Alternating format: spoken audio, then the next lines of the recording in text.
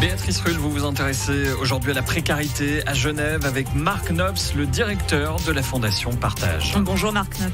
Bonjour. Merci d'être sur Radio Lac ce matin.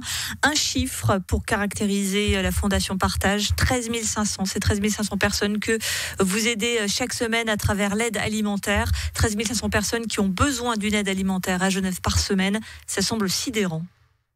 Alors oui, c'est un chiffre qui est important, qui est presque un peu choquant dans une ville comme la nôtre. C'est les conséquences de cette crise sanitaire qui a commencé au mois de mars 2020. Avant la crise sanitaire, on était à 9800 personnes, 9500, 9800 personnes. Et puis voilà, ça a explosé à partir du courant de la deuxième partie de l'année 2020. Et puis ça s'est stabilisé depuis le mois de janvier de cette année. Donc on n'est pas sur des perspectives positives. On a quelques signes qui nous permettent de peut-être voir un coin de ciel bleu, mais voilà, c'est encore un peu tôt pour l'annoncer de manière claire. Une augmentation conséquente, alors même que vu de l'extérieur, l'État de Genève a quand même été présent. Le Grand Conseil a encore voté la semaine dernière la compensation des RHT à hauteur du salaire minimum genevois, charge déduite. Des choses sont faites, mais finalement, il y a encore des personnes qui arrivent à tomber dans cette précarité, malgré ce filet social important, on va le rappeler quand même. Oui, c'est clair que le filet social, il est important à Genève. Ce qu'on constate aussi par rapport aux études ou de petites statistiques qu'on fait à la Fondation Partage, c'est qu'il y a aussi une majorité de personnes qui sont des personnes qui travaillent. Mais le coût de la vie à Genève est très élevé. Et puis, souvent, ces personnes arrivent le 20 du mois et puis n'ont plus suffisamment d'argent pour s'acheter à manger. Donc, il y a un petit décalage, je dirais, entre le coût de la vie à Genève et puis les propositions les propositions d'aide sociale qui sont effectivement données aujourd'hui. Sensiblement, si ça pouvait sensiblement augmenter, je pense que ça pourrait réduire un peu la problématique de la précarité. Qui dit distribution alimentaire, dit ces images que l'on avait avec ces personnes au Vernet il y a 1 an et demi, en plein pendant ce mi-confinement, des images qui ont marqué tout le monde. Il y avait beaucoup d'émotions. Passer ces images, passer cette émotion, est-ce que les choses ont changé ou bien finalement, malheureusement, les Genevois sont passés à autre chose ? Alors, je dirais que dans l'ensemble, les Genevois ont été, comme vous l'avez dit, très sensibilisés par ce qu'on a vu au Vernet au mois d'avril 2020.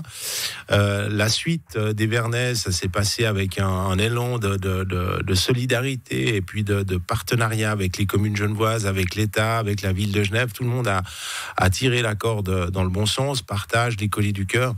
Et puis là, on a réussi à monter un réseau de distribution d'aide alimentaire d'urgence qui avait beaucoup d'impact et puis qui était assez performant puisqu'on n'avait pas ces files de gens qui attendaient. Il y avait plusieurs sites de distribution. Les gens étaient invités à passer en fonction de leur initiale, de leur nom de famille. Donc, on a pu un peu gérer tout cet aspect-là avec beaucoup de professionnalisme, je vais dire. Et puis maintenant, ça s'est mis en place. La difficulté, c'est qu'on a l'impression qu'on rentre maintenant dans une espèce de routine. Et puis nous, on ne souhaiterait pas que ça devienne une routine parce que quelque part, il faut que la situation s'améliore. Juste une chose, est-ce qu'il y a encore des distributions comme celle-ci qui sont organisées, on va le préciser ? Oui, bien sûr, il y a 4 sites qui sont gérés par les Colis du Cœur principalement sur la zone urbaine du canton.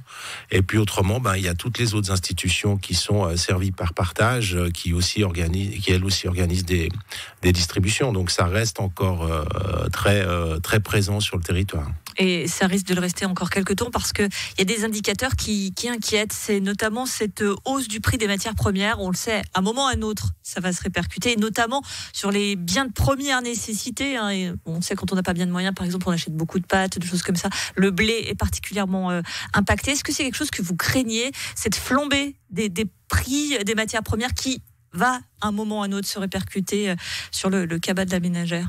Alors effectivement, pour nous, ça va être un problème à double effet, puisque si les prix augmentent, fatalement, on risque d'avoir plus de personnes qui doivent bénéficier de notre soutien. Et nous, comme on achète aujourd'hui pour près de 6 millions par an de produits, on va être pénalisé aussi, parce qu'avec les 6 millions qu'on a à disposition, on va pouvoir acheter moins de produits.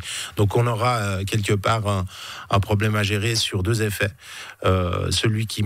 Celui que cette augmentation fera que les gens seront plus en situation de précarité, puis nous, ça nous donnera moins d'accès à des produits parce que les produits sont plus chers. Une situation qui met d'autant plus en lumière l'importance du samedi du partage. C'est vendredi et samedi 26 et 27 novembre. Une opération essentielle pour vous. Ça représente à peu près 30 à 35% des produits que vous redistribuez. Et vous avez toujours besoin de bénévoles d'ailleurs. Oui, alors effectivement, on est toujours très à l'affût de bénévoles. Alors je profite de remercier Radiolac pour sa présence pour le samedi du partage dans 10 jours. On délire pour voir Fabien et Sophie. Il faudra faire des gros résultats. Et puis, au défi. On accepte le challenge. Et puis, mais là, je sens, depuis le mois de novembre 2020, où on a pu faire une édition du samedi du partage pendant la crise Covid, où ça se détendait un petit peu, les exigences sanitaires étaient un petit peu moins importantes. Un gros élan de solidarité de la part des citoyennes et citoyens genevois depuis lors. Et puis, on espère que ça va se poursuivre parce que pour nous, comme vous l'avez dit tout à l'heure, c'est essentiel. Donc, samedi du partage, vendredi 26 et samedi 27 novembre. Évidemment, on ne peut inciter que les Genevois y participer, et notamment également des bénévoles, parce qu'on a besoin aussi de bras et nous en ferons partie. Merci beaucoup, Marc Nobs, directeur de la Fondation Partage, d'avoir été sur Radio Lac ce matin.